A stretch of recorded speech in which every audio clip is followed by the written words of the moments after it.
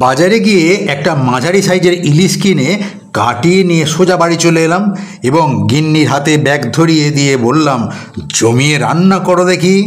কড়াইয়ে সর্ষের তেল গরম করে কিছু মাছের টুকরো ভেজে তুলে রাখলো। মাছের মুড়ো বেশ কড়া করে ভেজে নিল। তারপর মিক্সিং জারে সর্ষে, কয়েক চামচ পোস্ত, সাথে দুটো কাঁচা লঙ্কা দিয়ে পেস্ট বানানো হলো। আবার কড়াইয়ে সর্ষের তেল গরম করে মিক্সিতে বানানো পেস্টটা ঢেলে দিল। মিক্সিং জারে লেগে থাকা পেস্ট ভালো করে জলে গুলে কড়াইয়ে ঢেলে দিল।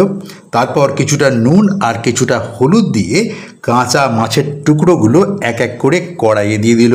মাছের টুকরোগুলো ভালো করে ডুবিয়ে দিয়ে একটা ঢাকা দিল। মিনিট পাঁচেক বাদে একটু সর্ষের তেল ছড়িয়ে দিল।